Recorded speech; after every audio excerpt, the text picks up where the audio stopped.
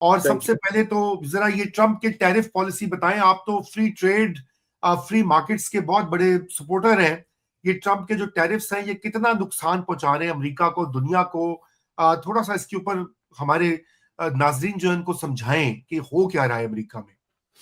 देखिए, ट्रम्प के टैरिफ तो ऑब्वियसली रिसेशन की तरफ ले जा रहे हैं दुनिया को, ये सबको पता है। सारी स्टॉक मार्केट दुनिया की 3 दिन से गिर रही हैं और वॉल स्ट्रीट आज फिर कोई 3-4% गिर रही है। तो इससे बड़ा गंभीर सिनारियो तो मेरा ख्याल ना 2008 में था, ना 1987 में था। तो काफ़ी गंभीर सिनारियो है। अब ट्रम्प साहब, आपको सबको पता है कि ट्रम्प साहब शातिर आदमी है, प्लेयर हाँ है, डील मेकर है। तो जी। ट्रम्प साहब ने अब नई चीज़ शुरू कर दी कि बहुत सारे लोग मेरे पीछे भाग रहे हैं, डील करने को तैयार है। तो ये पीछे तो हटेगा, पर कब हटेगा, कैसे हटेगा, कितना डैमेज करके हटेगा, वो अलग बात है। पर यह ज़रूर है कि इसकी वजह से 2-3 चीज़ें ज़रूर हुई हैं। अमेरिका में कीमतें बढ़ेंगी, बाय डेफिनेशन बढ़ेगी। और जो अमेरिका में लोग रहते हैं उनकी कॉफ़ी, चाय, पानी, आटा, दाल सब की कीमत बढ़ेगी, गाड़ियों की कीमतें बढ़ेंगी। तो अमेरिकन स्टैंडर्ड ऑफ लिविंग पे असर पड़ेगा। एक बंदा वुल्फर्स वो कहता है कि जी शायद हर अमेरिकन की आमदनी $6,000 इसकी वजह से गिर जाए, यानी कि $6,000 उनके इन्वेस्टमेंट्स, उनकी सॉरी कंजम्पशन की कॉस्ट बढ़। फिर वो ये बिल्कुल। भी कहते हैं कि जी क्या कहते हैं, इसके बाद इन्फ्लेशन भी रफली कहते हैं, जो मैंने एस्टिमेट्स पढ़े हैं वो तकरीबन 6% कह रहे हैं, शायद इन्फ्लेशन भी बढ़ जाए। तो जब इन्फ्लेशन बढ़ती है तो आपको पता है उसके नॉक ऑन इफेक्ट्स होते हैं कि जी उनको इंटरेस्ट भी बढ़ाना पड़ेगा, इंटरेस्ट बढ़ाना पड़ेगा तो और फर्क पड़ेगा।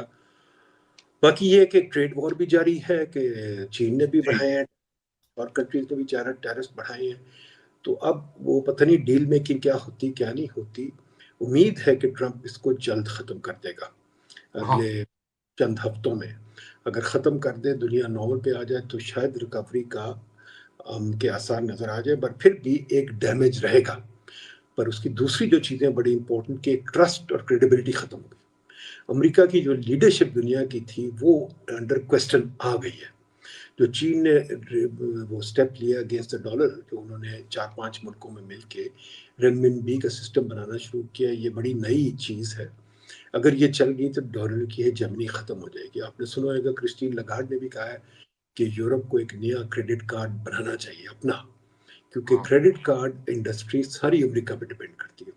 दूसरी चीज़, जो स्विफ्ट का सिस्टम है, सारा अमेरिका पे डिपेंड करता है। तो अगर चीन ने जो रेनमिन बेस्ड सिस्टम बना रहे हैं, जो स्विफ्ट से बेहतर लग रहा है इन द सेंस के मोर इंस्टेंटेनियस सेटलमेंट्स हैं, स्विफ्ट में तो 3-4 दिन लग जाते हैं और अमेरिका की बहुत छानबीन होती है। ये अगर चीन ने बना लिया तो इससे चीन की बड़ी तरक्की होगी, बड़ा फ़ायदा होगा। तो बहुत सारी चीज़ें इन्फ्लक्स हैं, इस पे अभी कुछ नहीं कहा जा सकता। क्या सिर्फ एक चीज़ सर्टन है, नुकसान ज़रूर होगा, कितना बड़ा होगा डिपेंड करता है ट्रम्प कितनी देर कितनी जल्दी वापस ले। डॉलर की जो हेजेमनी है वो कितनी हद तक टूटेगी, ये अब चीन देखते क्या करता है, इससे पता चलेगा। बिल्कुल बिल्कुल। आपने बड़ा एक जिसे कहते हैं मुख्तसर मगर जामे अंदाज में सारी बात बता दी है। मगर आपको पता है पाकिस्तान की भी तो एक्सपोर्ट्स को $5-6 अरब जो हैं वो जाते हैं अमेरिका को। पाकिस्तान को क्या करना चाहिए? अपने टैरिफ्स कम कर दें ये इस डील मेकिंग के बाद, क्योंकि हमारे भी कुछ 50% से जायद हमने टैरिफ्स लगाए हुए हैं यूएस जो इम्पोर्ट्स हैं उनके ऊपर। देखिए जी, पाकिस्तान को तो रिगार्डलेस ऑफ ट्रम्प ने क्या किया, जो भी ट्रम्प ने किया, पाकिस्तान को तो हम पिछले कितने सालों से कह रहे हैं पाकिस्तान को टैरिफ्स लोअर करने चाहिए। 70 साल हो गए हमने गाड़ियां बनाने की कोशिश की, हमसे गाड़ी नहीं बनती। हम वो लेगो के सेट्स बना के जोड़ के अपने लोगों को बेचते, एक्सपोर्ट कोई नहीं करते। तो बिल्कुल। अगर एक्सपोर्ट नहीं, जो बंदा एक्सपोर्ट नहीं करता उसकी कोई महारत नहीं है, उसकी कोई दुनिया में हैसियत नहीं है। तो दुरुस्त। इसलिए गाड़ियों का प्रोजेक्ट फेल कर चुका है। बाकी हमारी इंडस्ट्री भी जो सी है वो भी प्रोजेक्ट फेल कर चुका है। चीनी भी हमारी जो है, हम डोमेस्टिकली बेचते हैं, बाहर नहीं भेजते। हमारी एक यार्ड स्टिक होनी चाहिए, जो चीज़ एक्सपोर्ट नहीं होती उसको हमने सपोर्ट नहीं करना, नंबर एक। नंबर 2, हमारी यार्ड स्टिक होनी चाहिए कि खुली करो मार्केट, सबको खेलने दो, सबको खाने दो। और ये है कि अगर कोई कम्पीट नहीं कर सकता उसको, गलत लफ्ज इस्तेमाल कर, उसको मरने दो। आफ्टर जिंदगी में मौत होती है तो हाँ इंडस्ट्री नहीं, कंपेटिटिव नहीं हो ना तो बस वो फिर ठीक है। मतलब जाए। वो जी। बिल्कुल। तो हमें तो रिगार्डलेस अपने टैरिफ्स गिराने चाहिए, ट्रम्प माने ना माने, हमें टैरिफ्स गिराने चाहिए। और ये जो टैरिफ्स। एक अजीब किस्म की रीत बात फैल रही है बेवकूफ वाली, कि अमेरिका हमसे फ्री ट्रेड एग्रीमेंट कर दे। ये तो हम 20 साल से कोशिश कर रहे हैं। हमने एक बंदा, भूल गया उसका नाम, ब्रुकिंग्स में उससे बड़ी फेमस स्टडी भी करवाई थी इस पे, उसको $2 लाख दिए थे। बट अमेरिका हमसे फ्री ट्रेड क्यों करेगा भाई? हमने क्या कर, जब अफगान के दिनों में नहीं किया तो अब क्यों करेगा? तो ये बच्चों वाली बात है, अमेरिका ने फ्री ट्रेड नहीं करनी। हम अपने टैरिफ्स गिराएं अपनी बेहतरी के लिए, उनके लिए नहीं। राइट। तो नदीम भाई, ये गाड़ियों से मुझे याद आया, गाड़ियों की जो हर बार लोग ये मुतालबा करते हैं कि जी रिकंडीशन गाड़ियां जो हैं वो पाकिस्तान में आनी चाहिए, सेकेंड हैंड गाड़ियों उनके ऊपर भी पाबंदियां। आप प्लानिंग कमीशन में रहे, ये बात होती थी जब आप थे डेप्यूटी चेयरमैन थे? बिल्कुल जी, तो मैंने एक जी।